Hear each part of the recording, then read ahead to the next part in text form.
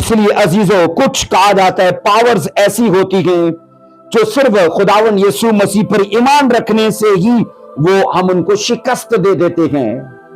मैंने कहा कुछ पावर्स ऐसी हैं जिनको फकत हम यीशु मसीह पर ईमान रखने से ही उन्हें शिकस्त दे देते हैं।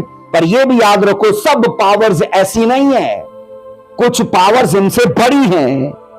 अजीजों याद रखो, फिर उन पावर्स को शिकस्त देने के लिए हमें यीशु मसीह पर ईमान रखने के साथ फिर दुआ भी करनी पड़ती है, और फिर ईमान और दुआ से हम उन पावर्स को शिकस्त देते हैं। तो भी याद रखना, सभी पावर्स ऐसी नहीं है, कुछ पावर्स इनसे भी बड़ी हैं।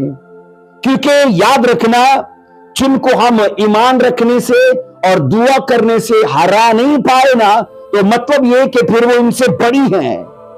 अब अजीजों याद रखो, उन पावर्स को ना हम यीशु मसीह पर ईमान रखने से, और मैंने कहा दुआ करने से, और फिर रोजे रखने से हम उन्हें शिकस्त देते हैं। तो भी याद रखना, सब पावर्स ऐसी नहीं है, कुछ पावर्स इनसे भी बड़ी हैं।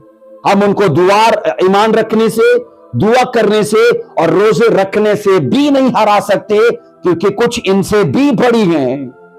अब उनको शिकस्त कैसी होती है अजीजों? उन पावर्स को शिकस्त तब होती है जब हम ईमान यीशु पर रखते हैं, जब हम दुआ यीशु से करते हैं, जब हम रोजा रखते हैं और फिर भरे हुए हाथों के साथ आते हैं। इसका मतलब है पावर्स की चार इकसाम है, कुछ ईमान से जाती हैं, कुछ ईमान से नहीं, तो फिर वो दुआ से जाती हैं।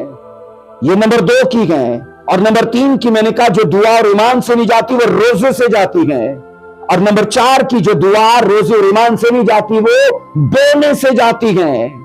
इस्राएलियों के केस में यही समझ आता है कि उन लोगों ने बो कर फतह पाई है, उन्होंने बो कर, मैंने कहा, अपने दुश्मन पर गलबा पाया है।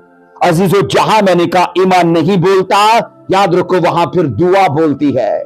जहां ईमान नहीं बोलता वहां दुआ बोलती है, और जहां ईमान और दुआ नहीं बोलती वहां फिर रोजा बोलता है। और फिर जहां ईमान और दुआ और रोजा नहीं बोलता वहां आपका बीज बोलता है, वहां आपका बोना बोलता है, आपका सीड बोलता है।